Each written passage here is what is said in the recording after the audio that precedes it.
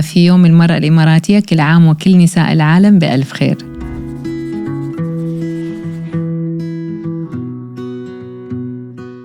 Hello and welcome back to the show. If you're new here, my name is Sheen and I'm your host, and this episode is brought to you by Dyson. Today's a very special day. We're here to celebrate Emirati Women's Day. And you know, being a non-Emirati woman myself, who's been in the UAE for the past 4 years, I have to say that I've seen how the UAE doesn't just talk about empowering women, it actually does it. And today I have an amazing guest who is joining us. She is not only the first female, but the first in general aerospace engineer of the UAE. Please join me in welcoming Marwa. Hi, Marwa. How are you? Hi, Sheen. Thank you for the beautiful introduction. Of course. First of all, happy Emirati Women's Day. Thank you. Same to you. Thank you. And my first question to you is, obviously, I've read about you a lot, and I can see that, you know, you've achieved so much. You're a mom as well. You're a glam icon. So, you know, how would you introduce yourself to the audience? A fighter, I think. Oh, I like in that. one word, yeah. And I think it explains every woman, Emirati and non-Emirati. We are fighters and very resilient creatures, if I may put it this way. We fight for what's right and what's wrong, and fight for what we want for ourselves, for our kids, for our families. And I think that describes it best. I like that. And what does being an Emirati woman mean to you? Humbling and honoring, actually, at the same time, because I come after a whole generation of women who paved this way to us today, right? So the open doors for good education and even higher education, and to be associated with this culture and tradition and all those beautiful and strong women who came before me. I feel really humbled and honored and proud. You know, before, while we were getting our hair done, we had a really lovely chat. And now I have so many questions to ask you that are not even on the cards. But it's all right. Just go we'll just go with the flow. Yeah. But, you know, walk us through, how did you end up on that path of aerospace engineering, first of all? Believe it or not, it wasn't something I planned. And it wasn't a childhood dream. It wasn't any of that. I always say I'm a typical Barbie girl who would love to play with her Barbies and dolls and create houses and all that, which brings actually a sense why engineering was part of my passion. I was actually meant to be always a doctor. I was labeled to be a doctor in a family that share the same background. And it was just a decision I made during high school, that I don't want to do medicine anymore, which I ended up doing for some time. And that's because of, to get my family consent, of course. I did medicine, I did civil engineering until I ended up with my actually aerospace engineering. So it was a decision. I have elder sisters, right? So they joined the industry, the aviation industry, ahead of me. Not in engineering, but in operation and HR and so. And that was my introduction to this world. And I fell in love with the word of aviation right there. And then only when I had the change of heart and mind, and I told I brought them the news that I want to do aerospace engineering. And it wasn't even a major that's offered in the country. There was like introductory courses for that, and then you have to travel overseas to finish your bachelor. So not only not feasible, but it was those who were joining those courses were only male students, and there were no female, and there wasn't actually accepting any female because they didn't have one to start with anyway. I didn't know that back then. I just thought that it is a male-dominated industry and education was limited to a male, and I just wanted to take my chances. And that's something I think I always believe in my personality. I like to challenge myself, and I get bored if I'm really in the same spot for quite some time. So I need always to do something different and new just to challenge me and to keep me thinking and allow me to create. I think engineers are creative in nature. Maybe that's the reason. I'm not sure. I can't explain it until today. But that's mainly to answer your question. That was the real reason why I joined aerospace engineering. I wanted something challenging, something to get me out of my comfort zone, because medicine is difficult and it's beautiful and it's really noble education and career. But I felt so comfortable in it. And here when it came the idea actually of joining aerospace engineering, because I didn't know anything about that world. That actually the very classic question was triggered back then. How does an airplane fly? Right? Yeah. We all ask that question. So, and I was like, how? What's the aerodynamic behind it? What's the engineering? How does it work? And that was like the challenge I wanted to take. And hence came the decision to join aerospace engineering. Wow. Okay. We actually have so much in common, because I also did engineering as my first degree. Oh. But I did material science engineering. But right? That's core engineering. Yeah, core. But even for me, I always wanted to do medicine my whole life. We were the opposite then. I always wanted to do medicine. And again, similarity, my older sister had already gone to Warwick, as we were talking before. And then it became clear that I wanted to go to the UK as well, because she was there. She opened up that world to us. And then she's the one who told me, don't do medicine. She was like, everyone is doing medicine, it's saturated. What are you going to do with this? There's not much more you can do with it. Give yourself more options. And that's how I started exploring, and I fell in love with engineering.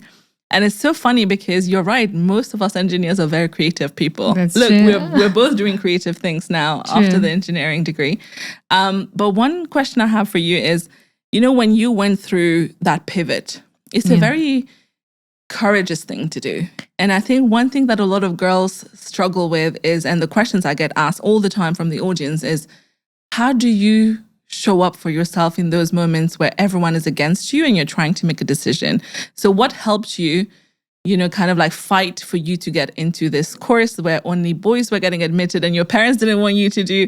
What helped you? I don't know if it was the age back then. I think faith. I had faith in what I wanted, and I still do. And I always believe if you have a will, you have a way. And I really wanted aerospace engineering, and I just fought for it. I got so many times rejected, so it wasn't an easy path for me. I was rejected so many times, but I don't acknowledge failure. For me, it's always trials. You try until you get it done. And that's what kept me going. I was driven by that belief that I'll keep on trying until it actually works for one time. So I always encourage those girls out there, just believe in yourself, believe in what you want, in your dream and your passion, and it will get you there. Don't give up easily, because again, it's a perspective, right? How you look at things. If you think, I'll give it a shot now and then if it doesn't work, it doesn't work. Just be persistent. Be there for your dream. Be committed to your dream. And it doesn't take someone smart, right? It doesn't take someone smart. You don't have, even my students, I always tell them, you don't have to be a genius in math or in science or whichever subject it is. Just needs your consistency and committed to that topic or subject. The minute you're trying and you're giving all your time, and even consistency and sense of dedicating some of your energy and time to that purpose, that will get you where you want, right? You can be very smart and genius the way you think, but if you're not consistent, it won't get you anywhere. And that's what I always tell my students and the people out there. I think what's different about you as well is you have such clarity about what you want to do. And once you have clarity, then you will keep going until it happens. That's because true. You know what you want. And there's that famous story about Walt Disney, isn't it? Yeah. You know that his whole pitch for Disney World and for, I think, Mickey Mouse got rejected 72 times. Yeah. Before that's a lot of them. Yeah, imagine. I get so disheartened after like 5, and you're like, oh no, this is not worth it. Yeah. But your clarity, I think, helped you pursue whatever you wanted to do. Exactly. Deciding what exactly you want. And you can have always a change of heart and mind. That's okay.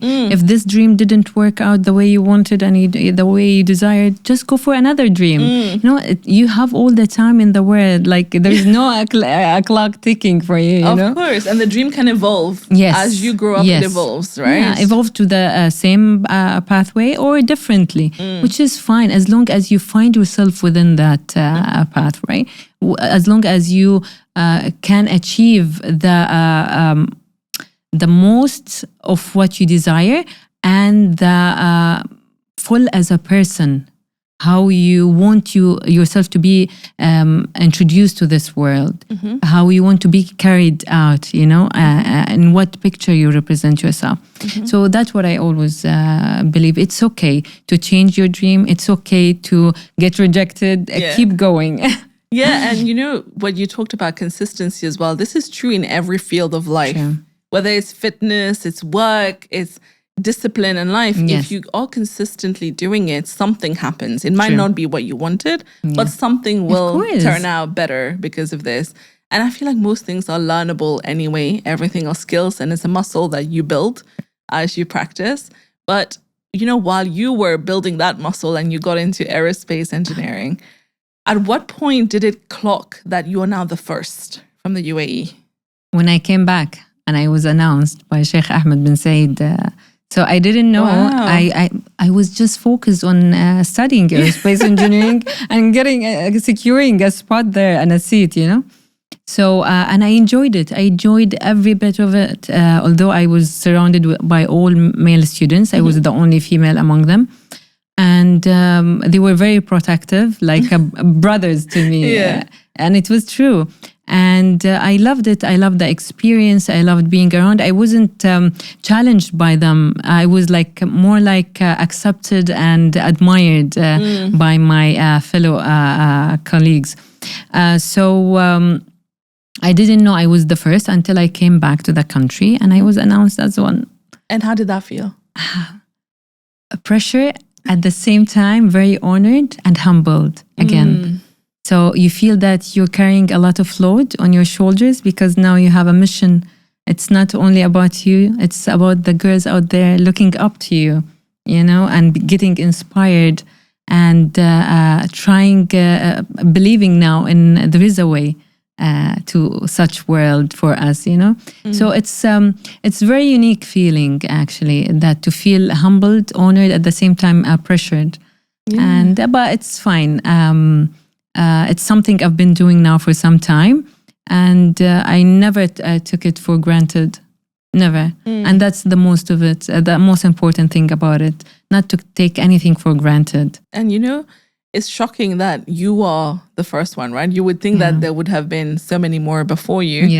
But at the same time, what I love about you is that, you are opening new doors, but also making sure the door stays open for everyone behind you. But how do you put that into practice? Like, how are you encouraging young girls, especially in STEM in the UAE? All right. So I speak in so many platforms, Forbes, TED Talks. Those are the international platforms where I can actually have audience and speak directly. But again, it's your work, right? It speaks for you. So I make sure I'm always involved. So I do, of course, have students in the university I teach, and they join my courses and look up to me. I make sure I take them to places where they get in contact with actually aviation in sense of engineering hangars or going to check the regulatory side of it. And I make sure they are hands-on to understand what the industry is about, right? So it involves so many aspects, to put it in short. Through my students and the universities I visit and teach and courses, through those platforms and through the work I do on social media. And I always try to make sure that I have one direction when I come out to my audience, promoting for STEM, of course, and women empowerment. And I believe the feedbacks I've been receiving and the girls I've seen moving into aerospace engineering, it's, I think, overwhelming and makes me that understand that my mission or my time in the industry is fulfilling in one way or another. But that's exactly, it's so important because having role models really helps kids, especially early formative years. And I remember even because when I was doing all the STEM outreach for schools, and the reason a lot of girls, even in the West, like in the UK, the reason they don't pursue STEM because they don't think it's for women. They don't think the workplace is for women. And I'm sure all these young girls seeing you do what you do makes them feel like, oh, you know what, this is actually normal for us to do. But if you were to reflect a little bit about STEM, right, and how it is now, but back in the day when you were younger, did you have any role model that you are looking up to, any women?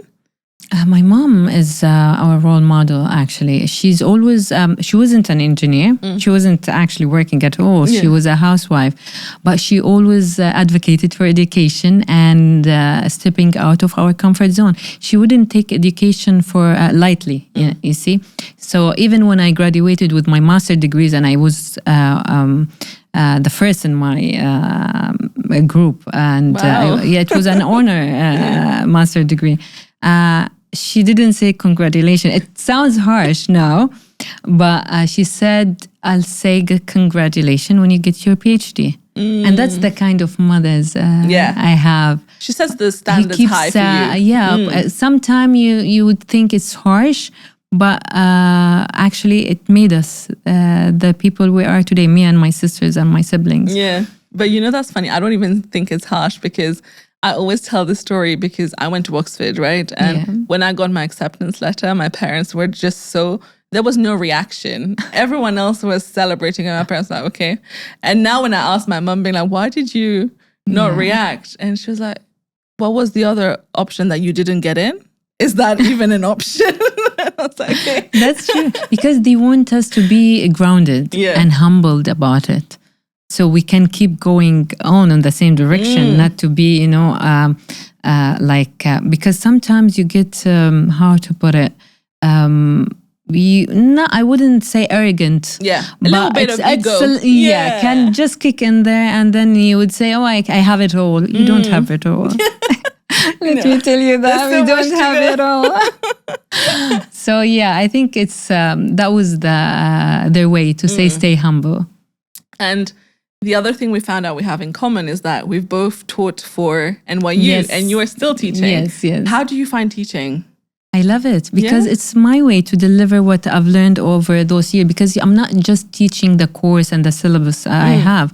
I teach them how to be resilient, how to stand for what they believe, to chase their dreams. So it's so fulfilling,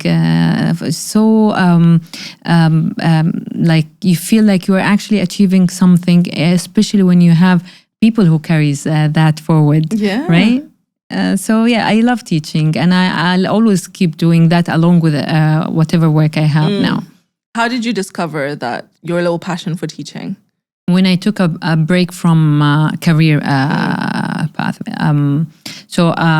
What I mean by that, when I just focused on research, because I got married, I have kids, they are always my priority. Yeah. I love aviation, I love my work, but my kids always come first.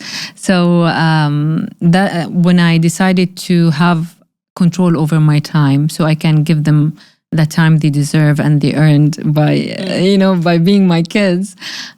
Here when I decided to explore teaching, and I was doing it on and off along the time I took off.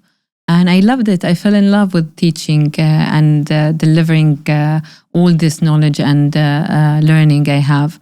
And I kept going on with it, even when I went back to as a regulatory body and to the industry. I kept the teaching along with my journey, and I'm never stopping it. Teaching is very rewarding as well, right? Yes, it feels like very rewarding. You are giving back as well some of that knowledge. And for me, it helps me kind of like keep a foot still in academia because you don't want to leave it. We're nerds at the end of the day. Yes, that's true. That explains it all, right? It really does. It really does. But now that obviously you have the teaching, you have your job, there's a lot going on. right? And you're also a mom of two kids. Do you think, okay, it's a two-part question. How do you balance it all? And also, that's actually the common question I get all the time. And do you think women can have it all? You can have it all, but there is no such thing as balancing. Let me bring you that news. There's no such thing as balancing. As I mentioned earlier, you keep trying. You keep trying to give effort and energy to everything, every aspect in your life, being a mom, being a colleague, a sister, a parent, whatever it is. We are people with many hats. I always say women are a creature with many hats, actually. So we have so many responsibilities, and you keep trying. There is no balance in that. There is no right or wrong. There is no such a manual where it tells you if you do this, you get it right. If you don't, it gets you collapse and you destroy the whole project. There is no such thing. So I keep trying in all aspects, and I hope that it works. And it seems it's working. So it means I'm doing something right. Yeah. So can we have it all? We can have it all, but just be kind to yourself. Be kind. So again, I took time off for my kids, because not only for my kids, for myself. I needed to be kind to myself, to have the time to enjoy seeing them growing up. Maybe not everyone have that privilege, yeah. But if you do, use it. If you don't, then try to make the most of it. Try to not overwhelm yourself, especially when the kids are younger, right? And those from these advices for mothers, but for even non-married women, be kind in sense. If you needed time off from your work, have the time off. If you can afford it, do it. Sometimes we thrive in our jobs. Sometimes we need to take a break and step not down, but back a little bit. Yeah. And try to breathe. Try to gather ourselves, our energy, and go back and fight again, right? So be kind to yourself. Yeah, and I like that, because I do think that women can have it all, but what does all mean? And does that mean all the time as well? It's not, right? Yes, it's about priority. True. It's about what do you want to give most of your energy to. True. And I really like the point that you raised about self-care. Yeah. I think it's so important for us to look after ourselves, whether you're a mother or not. Yeah. I think sometimes women don't have it as a habit to look after themselves. But what do you do in terms of self-care for yourself, other than, taking time off? Self-care, actually, it's very important, because you lead by example as well. So if you're a mother, you have to set a good example for your kids, even though you're taking care of them, of work, and all those things happening in the life. You still look good. You do it with grace, and no one should carry their problem on their sleeves. Right? So the way you carry yourself is the message you're trying to tell the people. I'm doing well, I'm fine. And you keep your personal stuff and issues to yourself. And this is a good example for the kids, because if we all look how we feel, that would be really bad. Or what we're going through. Yeah. You don't want to look the way you're actually living, right? Because maybe you're going through issues, life issues, different issues. And if I just, trust me, I would look really bad, like with a black eye and maybe crutches left and right, and bruised all over. But then you need that kind of self-care to, I told you earlier, because our body tried to actually protect us too. Right? Yeah. And so you start developing tools of not denial, but survival, let's say. So if you go through some tough time, you won't understand this tough time until actually it passes, because you go in survival mode, and that can be taking care of yourself, dressing nicely, taking care of your hair. And I love taking care of my hair. Yeah? Well, now that you're talking about hair. Yeah, because it says it all, If you have a good hair day, you have a good day. Honestly, my mood changes if I have a good hair day. That's true. That's true. God. But while we're on the topic, I'm just going to take a little caveat. Obviously, we want to say thank you to our very kind sponsor for today, Dyson. and both of us had our hair done Done with by Dyson. I'm a Dyson person, so Me too. I always advocate for them. What's your favorite product? Air wrap. Have you tried the Air Straight yet?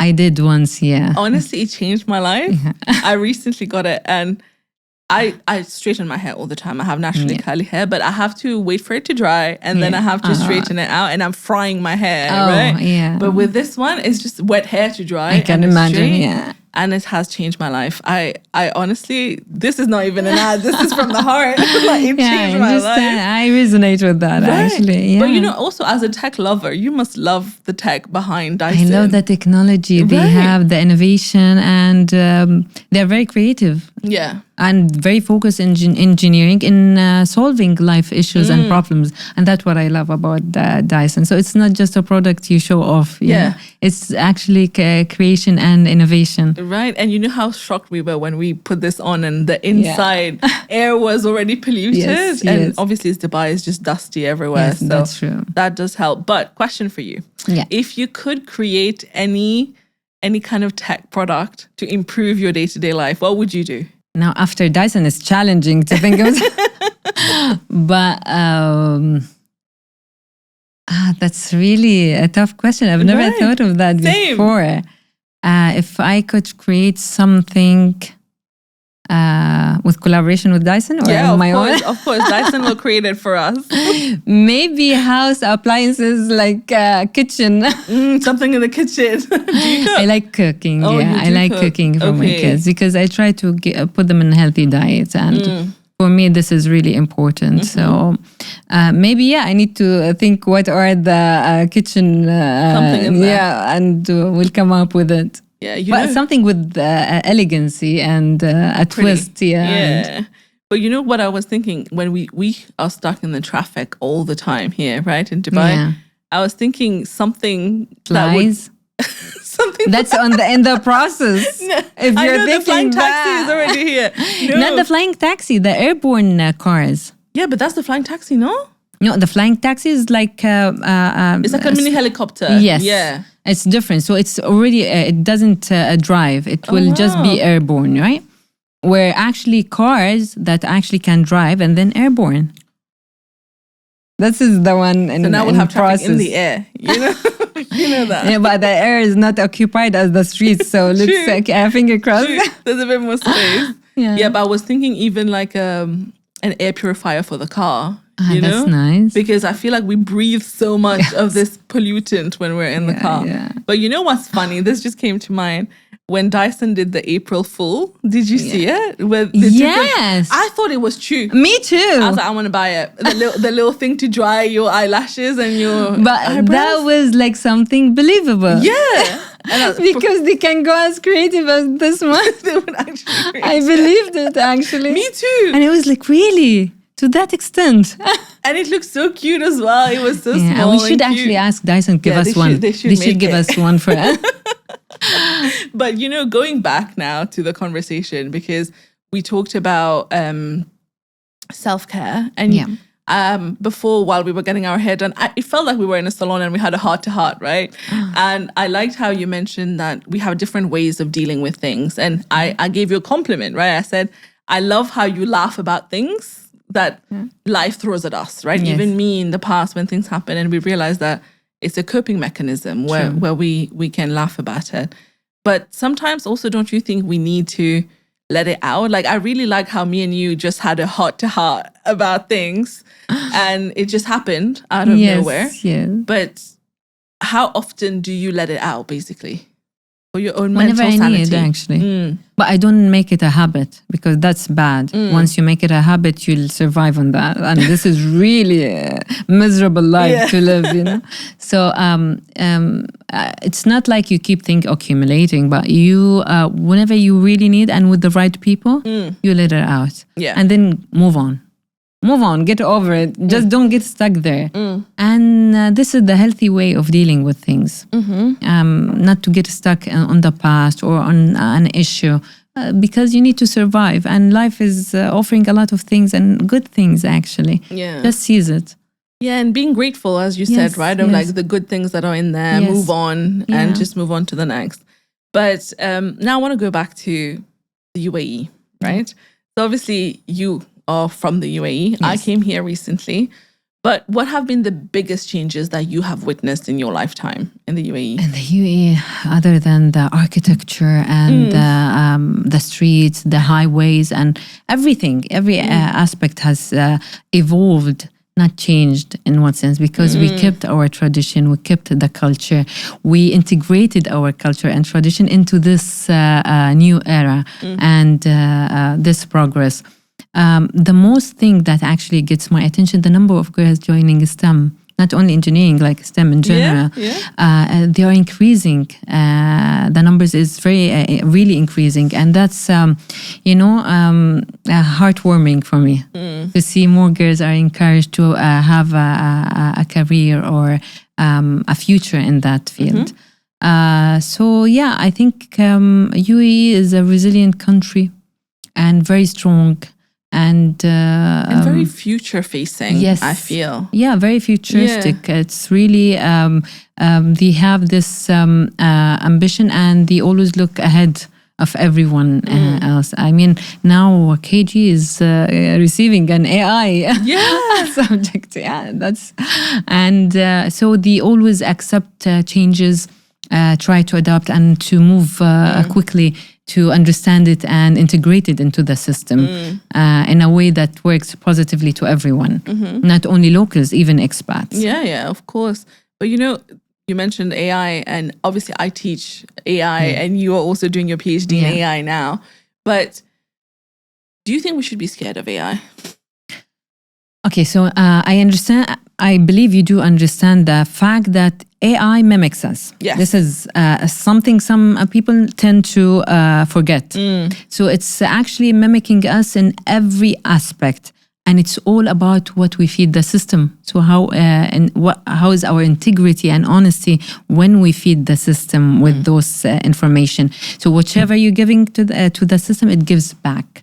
But it has this very sophisticated and very complicated way of analysis all at the same time, right? So it's all about us. What do we feed the system? How we, if we are giving the right data, right information, it will always be honest back to us. And it's dangerous only when we try to manipulate the system. Here when the AI becoming. But for me, I look at AI as a companion in this progress and evolution, not as a challenging system or creature. I look at it as a very good companion if I'm being integral and honest with it. Yeah. Yeah. And I think, your AI is as smart as you are. And as basically, all this research came out where AI is actually racist. But that's because the people who created it are racist. What you feed it. Exactly. It's all about what you feed the system. So it's whatever you feed it. Yeah. But I agree. I think, especially with my students, right? Yeah. I feel like there are such funny occasions where obviously they use AI without really knowing very well how to use it. You have to accept it. You have to accept it. Yeah, you can't. But funny instances where someone submitted their assignment with the prompt as well. I've seen that. Copy-pasted everything. I'm like, okay, at least put some effort in changing few things. Maybe edit it a little. But I do think that we need to teach the younger generation how to use AI as a tool rather than as a crutch, right? Because we don't want them to now not know how to do anything. And I think this is the approach of most of the universities, at least where I work now. We actually teach them that it's a tool and use it for good purposes and reasons, right? And rather than just like being fully dependent on it, allow it to be your companion again. I use it for everything.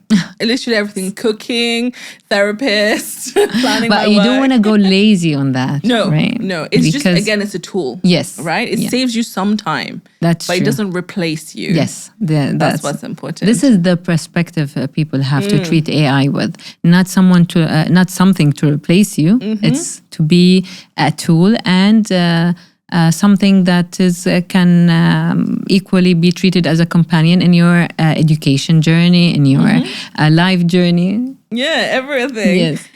And that's, again, what I love about the UAE is that we've now started thinking about what are the ethics around AI? Yeah. How do we put a legislation around AI? But again, now that, we're talking about Emirati Women's Day, what is your dream for Emirati women going into the future? To be courageous and remember that rejection is not the end of it. I wish them progress because they have all the tools in the country and a government that supports them far and beyond. And whichever their dream is, whatever it is, they'll always get the support. So seize that. And coming from the past generation, we did a lot of things that paved the future for them. So I'm thankful to the previous generation of women who actually paved the way for me and for so many. And now we're doing the same to the future ones. So I can see them now you can see the ministers and government and high government positions. And I can see they can even progress more and more internationally. And earlier I really liked when you talked about your mom, right? Yes. And how your mom was your role model. Yeah. And obviously she's the reason you are where you are today. Yeah. How are you raising a daughter in today's world? I always try to encourage her, of course, to step out of her comfort zone. I don't put the same pressure I used to receive from really? mine. I try to make her all her decisions, actually, to express herself freely and confidently. I don't judge her for her decisions. I'm more like tutoring her and being a friend, close friend. It's again, there's no balance there. You just try. So at one point you are a very good friend. At one point you are a parent. Yeah. Right? So and you lead by example again. You do the right thing so she sees and follows. Right? A lot of people say being a mom to a daughter is like having act 2 of your own life. Yes. But what was something when you were younger that you wish somebody told you or somebody guided you when you were younger that would have saved you some pain? I wish I was told that it's okay. It's okay. Everything will pass. So you don't have those heartbreaks and disappointments, and it would have saved this. But I mean, this is life. It is what it is, right? But it is okay to be rejected. It is okay to try and not to succeed and try again. It is okay. That's what I wanted someone to tell me, actually. Wow. Yeah, I think honestly, even for me, I think especially when you're a high achiever from a young age, people expect a lot from you, right? Yes. And then you're constantly chasing that and trying to make sure and that's what makes you on the run all the time. And then if you're not doing anything, you feel like, okay, something is wrong. Yeah. You remember how earlier you told me I need to always be doing something. I was going to university and then working until 10 p.m. Yeah. But all of this comes from being a high achiever, by the way, which is not always healthy. No, it's not. It's not. But we try to find a balance. Yeah. Hard to find, but there, But what's your message to every woman watching us today? Keep dreaming and chasing your dreams and believe in yourself. Always try to be kind to yourself again while you're chasing the dream because you have a life ahead of you. And you can always try over and over again. If it doesn't succeed the first time, try again and keep on trying. Be consistent, be resilient. And we are resilient in nature. So just allow this to shine, you know, and do it gracefully. But okay, I'm going to challenge you on this because I'm listening to you and I feel empowered. I'm like, you know what? I'm going to be resilient. But when we're going through it, it's really hard, right? Sometimes you start to think we have our weak moments. Yes. Does Marwa have weak moments as well? Of course. I'm a human being. Of course I do have weak but I don't allow them to take the best of me during that time. So I finish it all. I make sure I went through it nicely and with all the courage I have, then when I make it out there, I'll have that moment. Then you process it. Yes. Yeah. But I don't allow it to take the best of me during that time. Because if it does, I'll collapse. Of course. You will not survive it, right? So, and this is how your body again protects you. It puts you in that survival mode where you can't actually process the pressure and the hardship you are going through. It just wants you to keep moving. Solution driven, right? Yeah, just you keep on going. And the minute it's done, here you can have your moment. Just take the time off. You can grieve it as long as you want and come back strong. Yeah, I like that. I think don't let it basically put you down, right? Yes. Just do what you have to do in the moment. Then take the time off for that. Then process it emotionally. Process it through. But what's next for Marwa now? So currently I'm doing my PhD. Yeah. Tell us about your PhD a little bit. What is it? So it's about artificial intelligence in aviation. So again, I'm looking at artificial intelligence as a companion in the industry, not something that gonna replace us or challenge us. Actually, it's gonna enhance the aviation safety in particular. This is my focus because from my long experience and my the courses I'm teaching as well, almost all the air accidents, and even not only air accident, even the accidents happening in our life. I don't know if you've read for James Reason. He's the father. We call him the father of human factors. So most of our accidents or issues comes from human errors. So you either forget because we are human beings. We go under stress, pressure, and it tends to make us forgetting things. And so those errors can be eliminated through AI. And that will make, which is the ultimate goal for any industry, to reach zero accidents and incidents. Right. So in order to get there, AI will be our best companion for this journey. So this is my PhD, and I'm proving that through my research and application as well.